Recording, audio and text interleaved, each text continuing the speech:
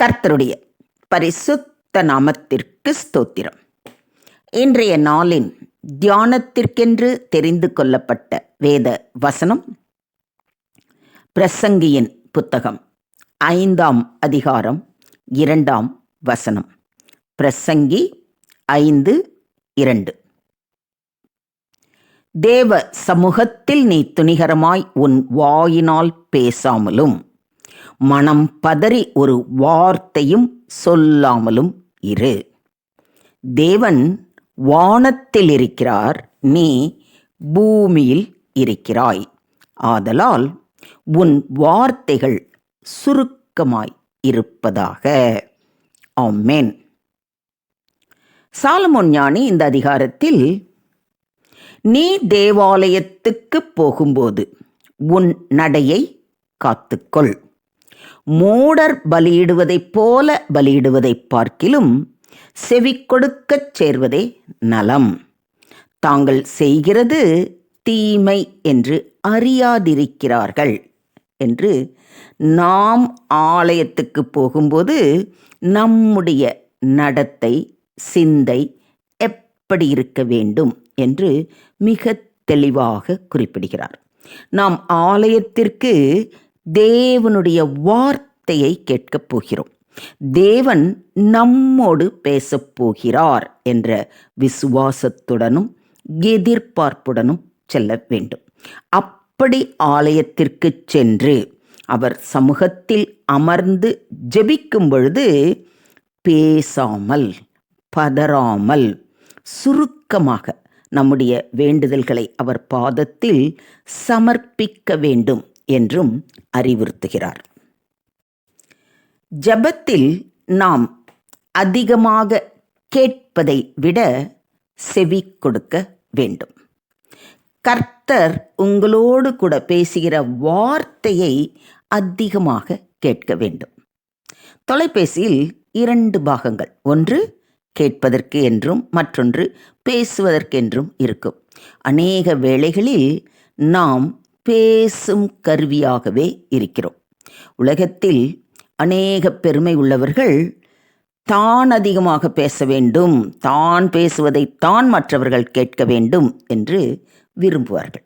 நம்முடைய ஜெபங்களும் அநேக வேளைகளில் இப்படியாக ஆண்டவர் பேச வேண்டும் என்று விரும்பினாலும் அதை காட்டிலும் நாம் பேசுவதையே ஆண்டவர் கேட்க வேண்டும் என்று விரும்புகிறோம். ஒரு ஊழியக்காரர் சொன்னார், நாம் ஜெபத்தில் 90% செவி கொடுக்கிறவர்களாகவும் 10% மட்டுமே பேசுகிறவர்களாகவும் இருக்க வேண்டும் என்று. நாம் வேண்டிக் கொள்வதற்கு முன்பே பிதாவானவர் நமக்கு இன்னது தேவை என்பதை அவர் ரொம்ப தெளிவாக அறிந்திருக்கிறார். இதை குறித்து நம்ம ஏற்கனவே வேதத்திலையும் வாசிச்சிருக்கோம். நமக்கும் தெரியும். நம்ம சொல்லி தான் ஆண்டவருக்கு தெரியுமா எனக்கு என்ன வேணும்னு. நிச்சயமாய் நான் கேட்கறதுக்கு முன்னாடி என்னுடைய தேவை என்னன்றது அவருக்கு நன்றாகவே தெரியும். இருந்தாலும் நமக்கு வேண்டியதை அவரிடம் கேட்க வேண்டும் என்று எதிர்பார்க்கிறார். ஒரு தகப்பனுக்கு தன் பிள்ளைக்கு என்ன வேணும்னு தெரியும். ஆனாலும் பிள்ளை கேட்கட்டும், கேட்ட பிறகு அதை வாங்கி கொடுக்கணும் அப்படின்னு, எப்போ என் பிள்ளை என்னிடத்தில் வந்து கேட்பான் அப்படின்னு ஆவலோடு எதிர்பார்த்து கொண்டிருப்பார். அதே போல தான் நம்முடைய பரம தகப்பனும், உனக்கு இன்னது தேவைன்னு எனக்கு தெரியும், ஆனால் நீ வாய் திறந்து கேளு, கேளுங்கள் அப்பொழுது நிறைவாய் பெற்றுக்கொள்வீர்கள் என்று தான் அவர் நாம் கேட்க வேண்டும் என்று எதிர்பார்த்து காத்திருக்கிறார். ஆனால் அது எப்படி இருக்கணுமா? சுருக்கமாகவும் அலப்பல் இல்லாமலும் இருக்க வேண்டும். உனக்கு என்ன வேணும்னு எனக்கு தெரியும், டக்குன்னு இது வேணும் ஆண்டவரே, அவ்வளோதான், லொடன்னு பேசாத அப்படிங்கிறாரு நம்முடைய தேவாதி தேவன். அது மட்டுமல்லாமல் சோர்ந்து போகாமல் எப்பொழுதும் ஜெபம் பண்ண வேண்டும் என்றும் நம்முடைய ஆண்டவராகிய இயேசு கிறிஸ்து நமக்கு அறிவுறுத்துகிறார். எப்பொழுதும் அவருடைய வார்த்தையை ஜெபத்தில் செவி சாய்க்கிறவர்களாக இருக்க வேண்டும். காவல்துறை அதிகாரிகளிடம் நடந்து கொண்டே பேசும் கருவி, அதாவது வாக்கி டாக்கின்னு வச்சுருப்பாங்க. அவர்கள் தங்கள் தலைமையகத்திலிருந்து ஏதாவது செய்தி வருவதை கேட்டுக்கொண்டே இருப்பார்கள். அதே போல நாமும் நம்முடைய தலைமையகமான பரலோகத்திலிருந்து வரும் செய்தியை எப்பொழுதும் கேட்டு செவி சாய்க்கிறவர்களாக காணப்பட வேண்டும். பொதுவாக நீங்கள் தூரத்தில் இருக்கிற ஒரு நபர்கிட்ட பேசணும் போது கத்தி பேசணுன்னா நீங்கள் என்ன பண்ணுவீங்க? ஐயோ தொண்டை வலிக்கும், அதனால் அவங்க பேசுகிறதெல்லாம் முதல்ல கேட்டுக்குவோம் அப்படின்னு அடுத்தவங்களை பேச விட்டு அவங்க பேசுகிறதெல்லாம் கேட்டு முடித்த பின்னாடி சாராம்சத்தை புரிஞ்சுக்கிட்டு டக்குன்னு ஒரு சின்ன பதில் கொடுப்பீங்க இல்லைங்களா? அதே போல தான் தேவன் வானத்தில் இருக்கிறார், நம்ம எங்கே இருக்கிறோம்? பூமியில் இருக்கிறோம் அப்படிங்கிறத மறந்து விடாமல் ஜெபத்தில் நாம் பேசிக்கிட்டே இருக்கிறத விட நம்முடைய தேவை அறிந்த தேவன் நமக்கு எல்லாத்தையும் செய்வாருங்கிற விசுவாசத்தோடு அவர் என்ன பேசுகிறார், அதாவது நம்முடைய ஜெபத்தில் கர்த்தர் அதிகமாக நம்மோடு பேசும்படி நாம் அவருக்கு செவி கொடுக்க வேண்டும். அப்போ தான் அவர் பேசுவார். நம்ம பாட்டுக்கு பேசிக்கிட்டே இருந்தால் நீ எப்போ வாயை மூட போகிற, அதுக்கப்புறம் தான் நான் வாயை திறக்கணும் அப்படின்னு அவர் காத்துட்ருப்பாரா இல்லையா? அதனால தான் இங்கே ரொம்ப தெளிவாக நமக்கு வேதத்தில் இன்றைய தியான வசனத்தில் நமக்கு சொல்லியிருக்கிறது, நீ துணிகரமாய் உன் வாயினால் பேசாமலும் மனம் பதறி ஒரு வார்த்தையையும் சொல்லாமலும் இரு. ஆனால் என்ன பண்ணணுமா?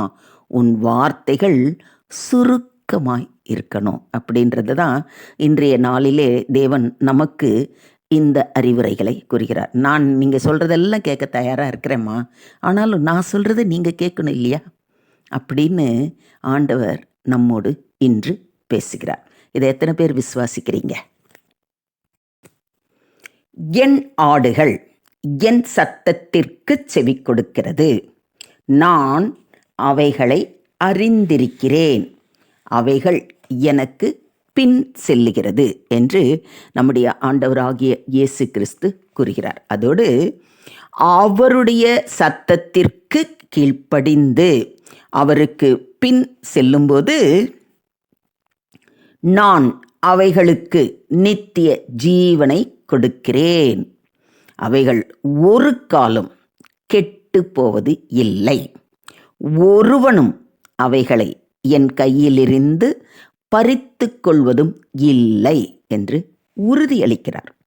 ஸோ இன்று நாம் அவர் பாதம் அமர்ந்து ஜெபிக்கும் பொழுது நம்முடைய வேண்டுதல்களை மிக சுருக்கமாக கூறிய பின் அவரது மெல்லிய சத்தத்தை கேட்க பொறுமையோடு காத்திருப்போம்.